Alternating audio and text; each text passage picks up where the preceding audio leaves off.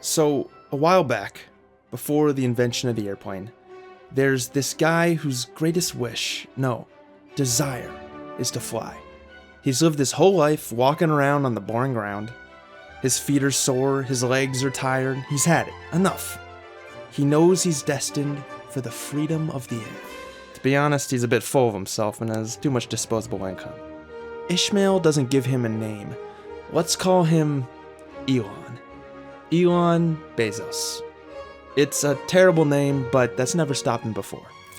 So Elon assembles what he considers to be a flying contraption. Picture a bicycle with cardboard wings duct taped to his arms. For good measure, he slaps on some fresh red paint and gives the beauty a daring name, the Taker Thunderbolt. And one sunny day, Elon walks his proud flying contraption to the edge of the highest cliff on the highest hill he could find.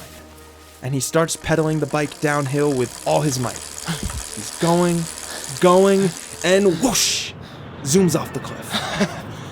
It's hard to tell whether he's a visionary or a bit delusional. Woo! But now he's out there, in the middle of the air, higher up than ever before in his whole life. And the view is incredible. For a moment, surrounded only by sky, pedaling away, his cardboard wings a-flapping. And at first he thinks to himself, I think I'm doing it! I'm actually flying! But poor brave Elon isn't flying. The Taker Thunderbolt is in free fall.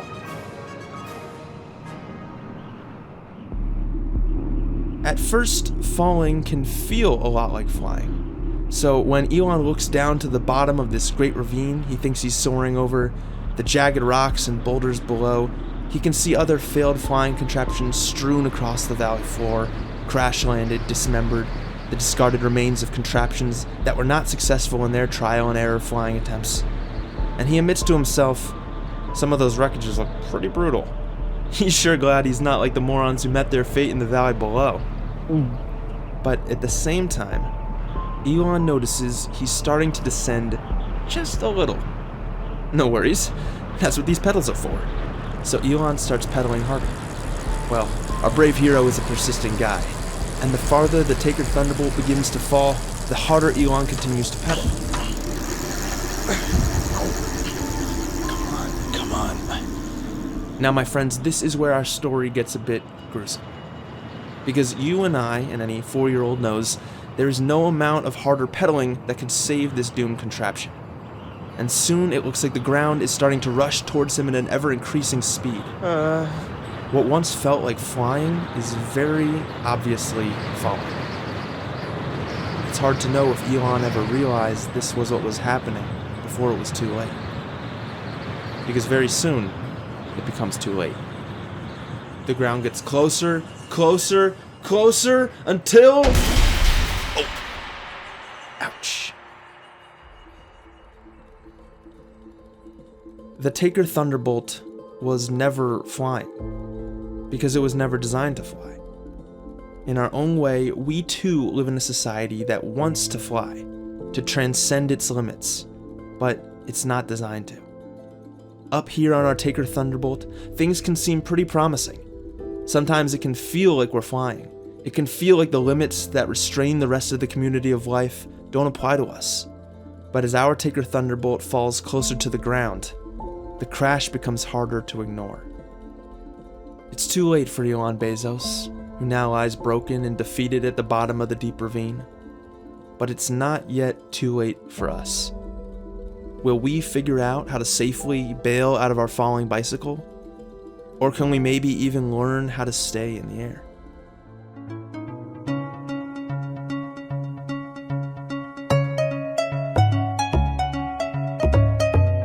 Welcome to episode 6 of Human Nature Odyssey, a podcast exploring how we might avoid complete and utter catastrophe and pass down a livable world to future generations. I'm Alex Leff.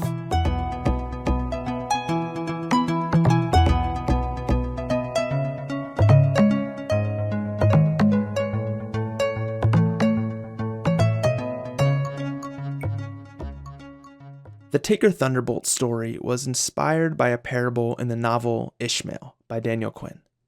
Today we continue our series on the book.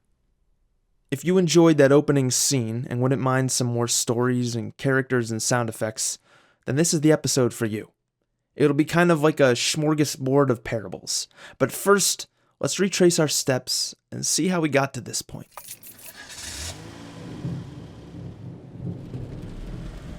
So far, we followed the narrator into a strange office building where he met a telepathic gorilla named Ishmael, who explains the world is being destroyed not because humans are inherently evil, but because most of the world is held captive by a story called Taker mythology.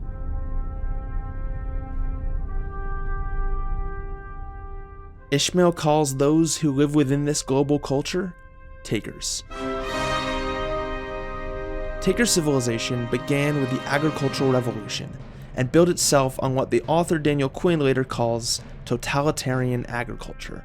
Vast fields of single crops where all pests and weeds are removed, where total control of the environment is the goal. In the grand scheme of history, this is a relatively recent development. For hundreds of thousands of years of human history, we lived as hunter-gatherers in smaller scale communities, living mostly nomadically, foraging for food. Ishmael calls these kinds of societies leavers. One way to think about the difference between takers and leavers might be that takers, with our vast cities and exponential population growth and technological advancement, are the ones metaphorically trying to fly. In the process of our attempted flight, we seem to be rapidly accelerating towards the ground and bringing down the rest of the world with us in a looming mass extinction. The leavers, however, are less focused on trying to fly, but have mastered how to walk on the ground. Hold on, wait just one frickin' minute here. Is Ishmael about to tell me we've got to live in the wilderness and become hunter-gatherers again? Is this gonna be some primitivist, noble, savage, romantic idealist crap? Cause good luck trying to convince my great Aunt Bertrude to stop watching Let's Make a Deal and go forward for berries instead. Well, luckily for great Aunt Bertrude, that's not what Ishmael is suggesting we do. When the narrator asks if he's saying that we're supposed to go back to being hunter-gatherers, Ishmael, who is always just a little grumpy, responds, quote, "That of course is an inane idea. Your problem isn't agriculture, but rather your insane notion that all the food in the world belongs to you. The leaver lifestyle isn't about hunting and gathering. It's about letting the rest of the community live, and agriculturalists can do that as well as hunter-gatherers. What I've been at pains to give you is a new paradigm of human history. The leaver life is not an antiquated thing that is back there somewhere. Your task is not to reach back, but to reach forward." Unquote.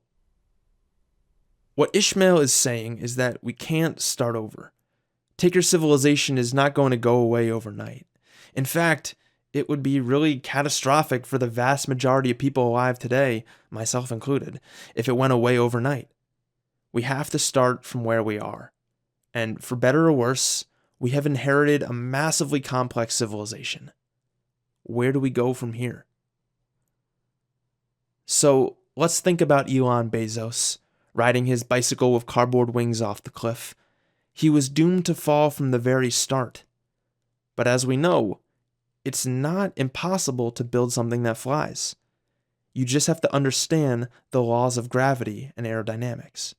Is it possible to build a human society, so to speak, that flies without destroying the world and ourselves in the process?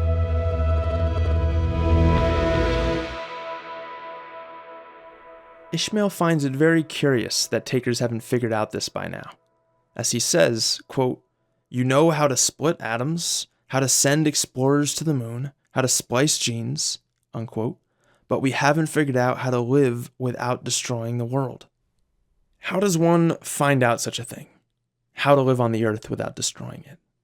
Well, how do we learn to do anything properly?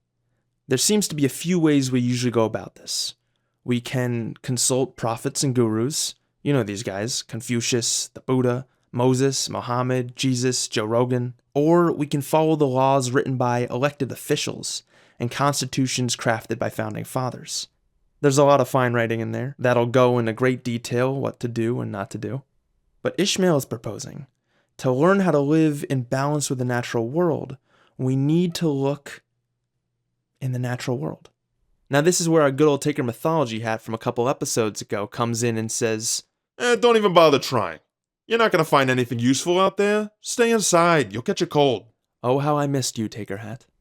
Ishmael proposes that this supposed flaw humanity has, according to Taker mythology, isn't that we don't know how to live in balance, it's that we think we can't know. Let's give a moment of silence to our long-lost friend, Elon Bezos, who tragically thought his rickety bike with wings stood a chance to lift off the ground and fly into the air.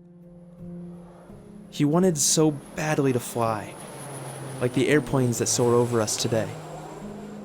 The problem was, the only way he thought to try flying was simply by trial and error. But what would have helped make his process a bit more efficient is a particular kind of knowledge. In the case of airplanes, aeronauts finally learned how to fly by noticing the patterns of nature around them, specifically the law of aerodynamics.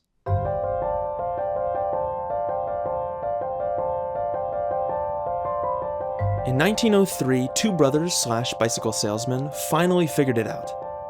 An article from Scientific American explains that the Wright brothers did so by, quote, reading wind conditions, maintaining speed and equilibrium, and using the aircraft's controls to make subtle adjustments so that it traced graceful lines during flight and landing, unquote. Essentially, they had to adjust their behavior to be in accord with noticeable natural patterns. A baby discovers these patterns when they push things off their high chair to crash to the floor. They're doing it again and again, not because they're idiots, but because they're, in part, testing to see if they can count on this.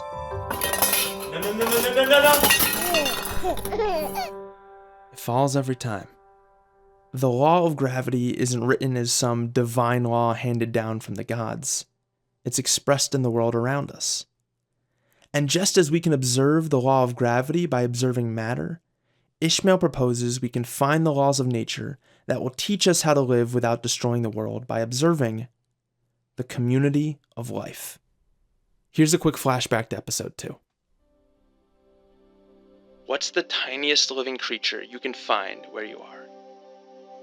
If there's a direct line going back from us all the way to the first form of life, that creature you're seeing and you are cousins, your family.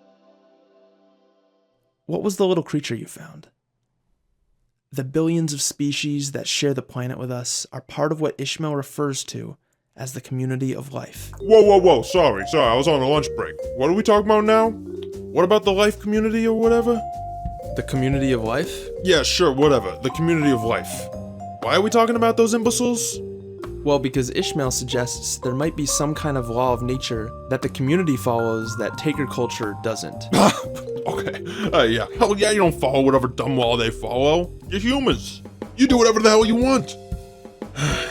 Even if there was some kind of law, it wouldn't be relevant for you. That kind of thing might apply to ants and elephants, but come on, have you seen your brain? Hey, don't touch my head. Okay, sheesh. Sensitive today. I'm gonna go back on my lunch break. You let me know when I'm needed. Will do. Can't seem to lose that thing. I'm not believing the Taker hat here. It's not like we're exempt from the other laws of nature. Gravity still applies to us just like it does everything else. Just because we did learn to fly doesn't mean we're exempt from the law of aerodynamics. Exactly the opposite. It means we had to learn to go along with it. Now, as Ishmael points out, the law of aerodynamics wasn't always relevant for humans. It only became relevant when we wanted to learn how to fly. Ishmael says, quote, when you're on the brink of extinction and want to live for a while longer, the laws governing life might conceivably become relevant, unquote. Ishmael points out that when Sir Isaac Newton hypothesized the existence of the law of gravity, what was remarkable about that wasn't that he pointed out things fall to the ground, everyone knows that. Here's how Ishmael puts it, quote, Newton's achievement was not in discovering the phenomenon of gravity, it was in formulating the phenomenon as a law, unquote. So the interesting thing to us about finding a hypothetical law of life isn't going to be the suggestion that, yeah, I think nature is actually organized. The trick is going to be articulating it into a cohesive theory. So what would the law of life be about? Well, the law of aerodynamics isn't about flight, really, but as the narrator puts it in his conversation with Ishmael, the law of aerodynamics is, quote, certainly relevant to flight, unquote. It applies to birds just as it applies to airplanes. So the law of life wouldn't be about civilization, but it would be relevant to it. I'd like to share with you my version of another parable from Ishmael, the story of the 3 dirty tricks, as told from the perspective of Taker mythology. As every Taker knows, the gods made the world for us humans. It has long been understood by many societies throughout Taker civilization that the Earth is at the very center of the universe. Humans, as any good Taker could tell you, were created separately from the rest of the filth and wild beasts that the gods made for us to do with what we please. And finally, what should be obvious to any civilized devotee of the Taker tradition is that whatever silly rules the gods have for the plants and animals have absolutely nothing to do with us. These are things Takers could rest assured in for hundreds, if not thousands of years. That is, until relatively recently. You see, we thought that the scientific revolution would further our mastery over the environment and conquering of the planet, and in many ways, it has. Science has helped us extract more oil, create deadly pesticides, and more precisely genetically engineer our food. But, well, it seems science has also recently uncovered some, shall we say, disturbing truths about the world that truly are quite uncomfortable. Actually, it's really quite amusing if you're inclined to have a sense of humor. It appears the gods, for some dastardly reason, have played 3 dirty tricks on us. For one, the world is apparently not at the center of the universe, where we supposed it would be. In fact, many of us were quite aghast to learn that the Earth is a pale blue dot, one of billions among the stars. The second trick turned out to be that humanity is not the pinnacle of creation, or the finishing touches of evolution. No, it appears humans evolved from the common slime like everything else, and are evolving still. The third and final trick, and this one truly pains me to even speak out loud. The third trick is that humanity is not exempt from the law of life. I know, horrifying. If you ask me, this is clearly the meanest trick of all. After all, if we really were made to be the rulers of the world, why would we have to follow its laws like any other creature? I just can't. It's one thing that we're not at the center of the universe. Okay, fine, have it your way. And sure, perhaps we evolved from a common ancestor with the rest of the community of life. We can accept such bitter truths. But to the third trick, I say no acceptance is possible. Taker civilization will never, can never, believe we must live within the law of life. It is the very rejection of this fact that is the foundation of our dear and beloved Taker mythology itself. End scene. As Ishmael says, quote, every law has effects, or it wouldn't be discoverable as a law, unquote. So what would be its effects? Well, maybe the 6th mass extinction is the very effect of us not living in accord with the law of life. Maybe we could describe the law as species that live in accord with it continue to adapt and evolve. Species who do not go extinct. To help us imagine what it would look like to live within the law of life, Ishmael shares another parable. The story of the houses of A, B, and C. As always, I will be relaying this story in my own words and, of course, adding my own little flares.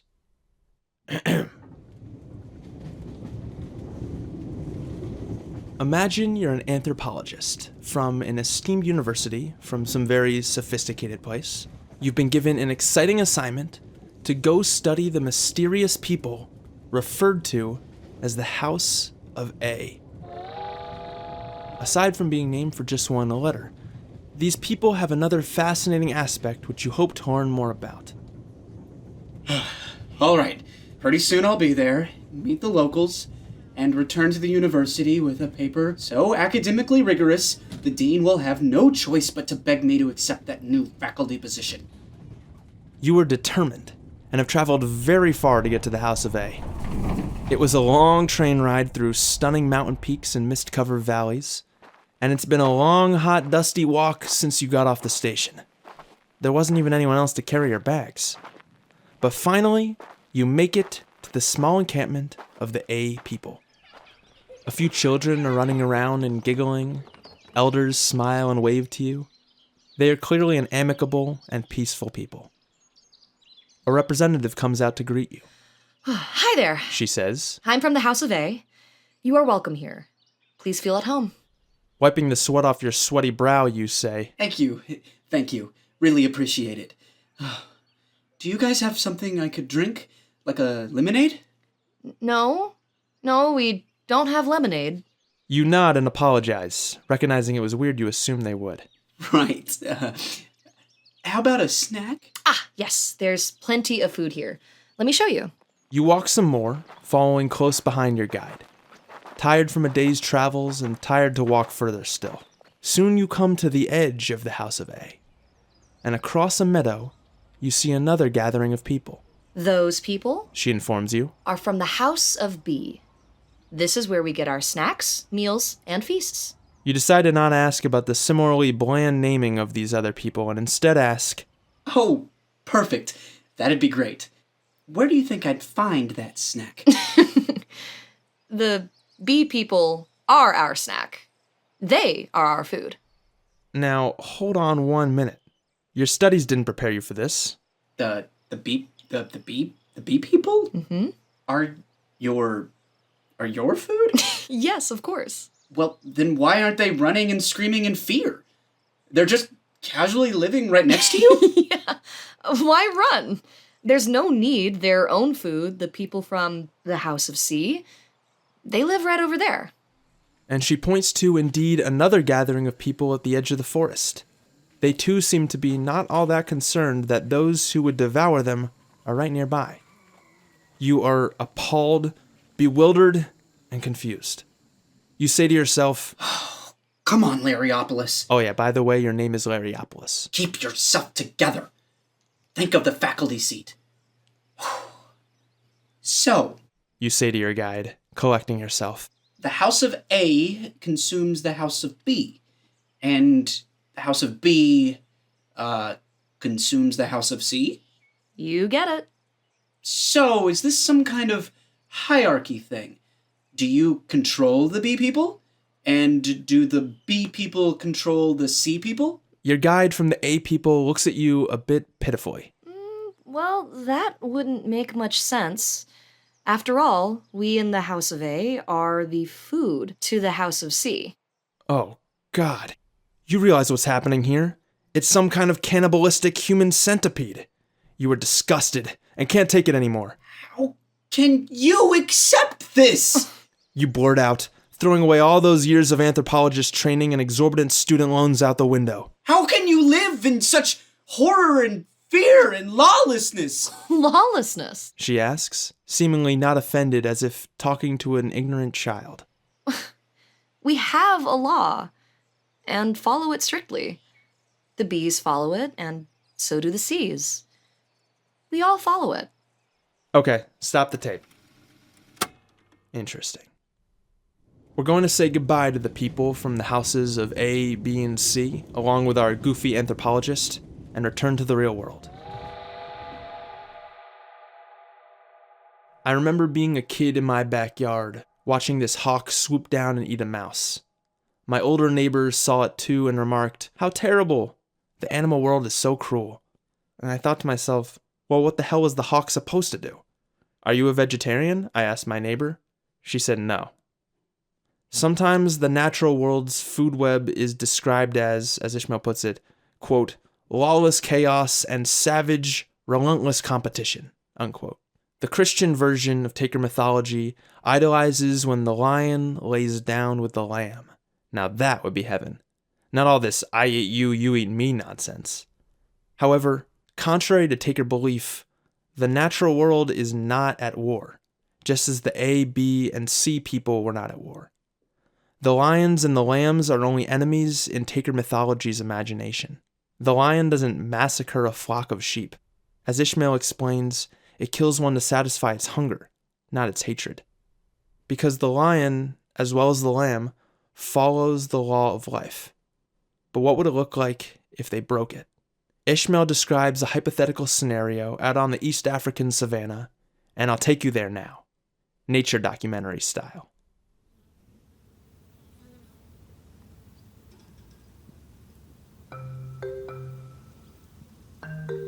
Imagine that you are a hyena out on the savannah. You live in packs, have small and rather cute fur, but unlike a typical hyena, you possess an absolutely insatiable appetite. Now, there are plenty of gazelles for you to eat, but as a hyena, you are not the only species who fancies gazelles. You must contend with the lions. But you've grown tired of sharing these tasty gazelles, and you realize there would be so many more gazelles around if there weren't all those lions gobbling them up. So you decide to eliminate the lions. Let's observe the effect of this decision. Soon there aren't any more lions eating what could have been yours. You no longer have to share. But as your population increases, your food supply decreases, which eventually decreases your population. Here we can see that the law of life trends towards balance. But you and your hyena friends no longer want to live by this law. Why should you? Sure, your food supply has decreased, but there must be a fix to this problem. You've already killed off your competitors, the lions, but now you hyenas have done so well for yourselves, there's not enough gazelles to go around. Clearly, there needs to be more gazelles. Though there's another problem. The gazelles share their food with the zebras and the wildebeests. You don't eat zebra or wildebeest, so they're worthless to you. These are your food's competitors. Therefore, you think they must be eliminated as well, so there can be more gazelles. Your rule becomes, if you don't eat it, you kill it, to make more room for your food. Goodbye, zebras. Goodbye, wildebeests. The gazelles no longer have to compete with them, which means there are now a lot more gazelles. But a new problem arises. There are so many gazelles, there's no longer enough grass for them to eat. The law of life continues to trend towards balance. But you and the other hyenas have exempted yourself from the law of life, so you don't have to stop there. You've already killed off your competitors. You've killed off your food's competitors. Now you just have to kill the food of your food's food competitors. Unfortunately for the gazelles, the savannah is covered with many types of grasses they cannot eat, which means any plant the gazelles do not eat are now your competitors twice removed. Pretty soon, you and your fellow hyenas will find themselves in a sort of constant war with the world. To maintain this behavior, you will find it necessary to labor intensely, to constantly increase your food production, innovate new ways to grow what you eat and kill what you do not. Every plant which your prey does not eat will now become a weed you must eradicate at the first sign. It will be a tiring affair, attempting to live outside the law of life. Ambitious hyenas will insist on this grueling labor, but sooner or later, they will find it an impossible task. The law of life trends towards balance. Ishmael says, quote, "Once you exempt yourself from the law of life, everything in the world except your food and the food of your food becomes an enemy to be exterminated. Unquote. To exempt ourselves from the law of life is to declare war on the world. So like those hypothetical hyenas, takers are attempting to live outside the law of life. This is the guiding manifesto of taker civilization. In fact, as Ishmael puts it, takers have incorporated, quote, as a fundamental policy, every single thing that is prohibited under the law, unquote. So remember when we talked about how Sir Isaac Newton didn't do anything new by pointing out there's gravity, but by formulating it as a law? Here's how we can attempt to put the law of life into words. There is competition in nature, but it's limited. Ishmael says, quote, you may compete to the full extent of your capabilities, but you may not hunt down your competitors, destroy their food, or deny them access to food, unquote. A succinct way of putting it is, quote, you may compete, but you may not wage war, unquote. This is, as Ishmael puts it, a peacekeeping law that promotes biodiversity. And biodiversity isn't a luxury, it's a matter of survival itself. The greater the diversity of an ecosystem, the more resilient it will be to unexpected changes. Okay, so there are 3 fundamental ways taker civilization goes against this law of limited competition. 1. Taker civilization eliminates competitors simply because they are competitors. We kill wolves, lions, and other predators when they aren't even attacking us just because they prey on our food. 2. Taker civilization denies our competitors, like wolves and lions, access to food. We pen up livestock, sheep, cows, goats, and fiercely defend them from being eaten by anyone but us. 3. And finally, taker civilization destroys the competitors of our food's food. So if there's a plant that sheep don't eat and it takes up space from the plants and grasses that sheep do eat, we consider that plant a weed and remove it, regardless of who else would eat it. The benefits of breaking this law are obvious. It has given us seemingly unlimited growth. But what are the consequences? We are finding there are limits, after all.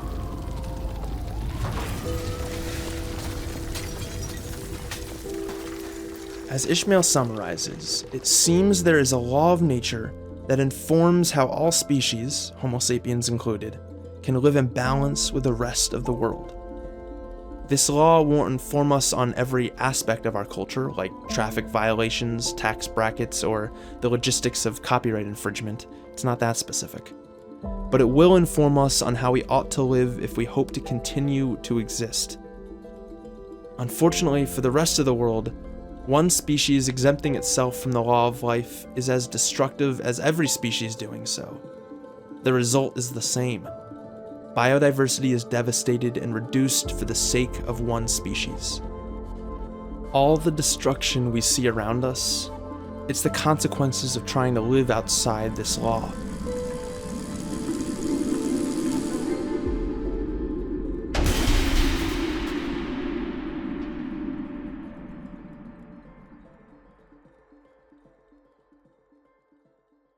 Now, this doesn't mean we go out and stand in the middle of a field somewhere and shout, "Okay, Hawks and Lions, take me now!